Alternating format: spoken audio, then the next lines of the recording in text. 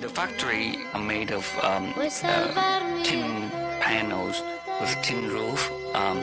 It's really hot. The temperature over there is regularly 90 degrees, and inside the factory or the dormitory, it reaches way over 100 degrees. Coming to America was viewed as a new start to the immigrants who chose to come start a better life in America. When the immigrants came to America, they usually didn't know the official language, English, and only knew their native language.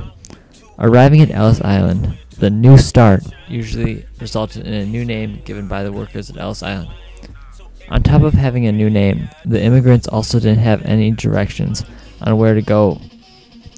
If they didn't have connections such as friends or family in America, they were usually left to fend for themselves in the harsh slums of America right out of the ports. Not knowing English led for native people to take advantage of them financially because the immigrants needed to eat, but since they couldn't negotiate a price, they were left paying outrageous amounts. Finding a job wasn't the hardest task, but the money you earned from the easy found job could barely sustain one person, yet alone a whole family. Even if the immigrant overcame all the obstacles of coming to America, they would still not receive the respect they deserved due to their racial discrimination.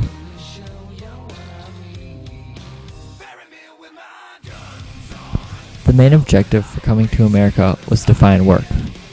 Most men, immediately after arriving in America, went out in search of work. They took anything they could to get from farm work to inner city factory work. Most every job offered to immigrants was extremely low pay with lots of risks associated with it. Construction jobs required immigrants to be up in a building from sunup to sundown with no safety in case they fell. The chance that they did fall from the building, they would be replaced right away with someone else who was in desperate need for a job just like them. Some other occupations were miners, railroad builders, factory workers, or even farmers. All these jobs were hard labor with little rest and almost no pay. With the amount of people who want a job, there was no thought about going on strike in fear of losing the job that they currently had, even if it was horrible.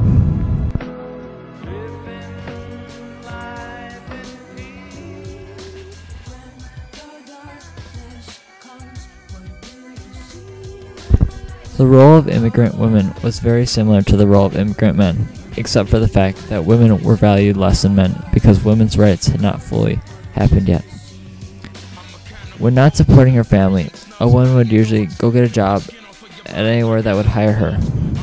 Most of the time, large factories would take in women, but for a percent of the price, they would pay men. Due to the high number of immigrants such at low cost, the factories were usually packed to the brim with workers. Factory jobs included coal, iron, and rock sorting on an assembly line for women, clothes manufacturing, assembling parts, and operating machines.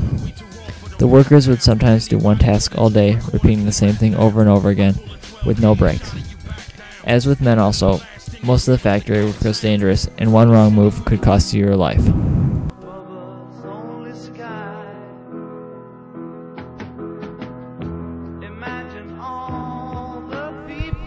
The life for children was not like it was nowadays.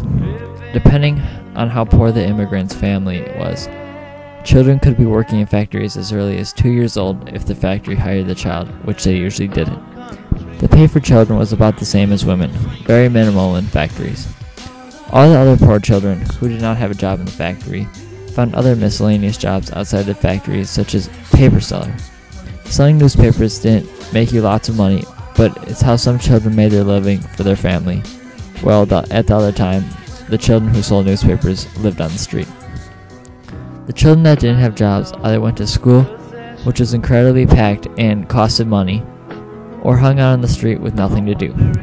Stealing was common for poor immigrant children to do, but if caught, they suffered severe punishments.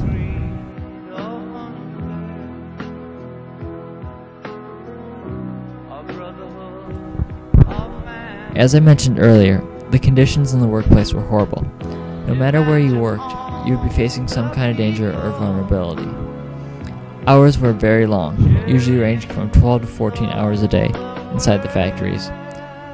Workers worked under dangerous conditions, such as this girl, who had to untangle the string if it should be caught in the machines. One false move, and you could be missing a body part, or even worse, dead. The compensations to the dead person's family was nothing, as they could replace another worker easier.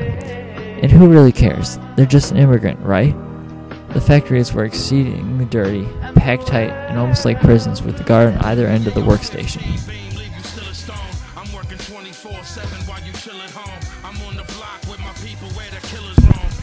After working in a factory all day, if the family could afford it, they would go back to their living space. The reason I didn't say house there was because most immigrants couldn't afford to live in anything even close to acceptable to today's society. Most immigrant families lived in one room with all their belongings condensed in one tightly packed space. If the immigrants weren't so lucky to have a room, they would find any place they could to get out of the cold at night. Most immigrants weren't even that lucky and ended up living on the street. The streets were dirty and cold, filled with other immigrants in the same situation. Diseases were easily spread throughout the slums, and with no money to afford a doctor, living conditions were seemingly impossible for some.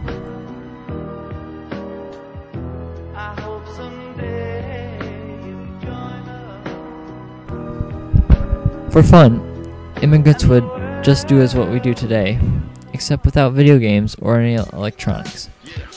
Board games were popular for the children due to the fact they were relatively cheap and didn't require a lot of skill and time to play. Another cheap form of entertainment was a simple deck of 52 cards, same as what we have today. With nothing taking up a lot of room, cards were something that could be moved easily along with the immigrants. With invention and mass production of a bicycle, bike rides were a common activity through off work.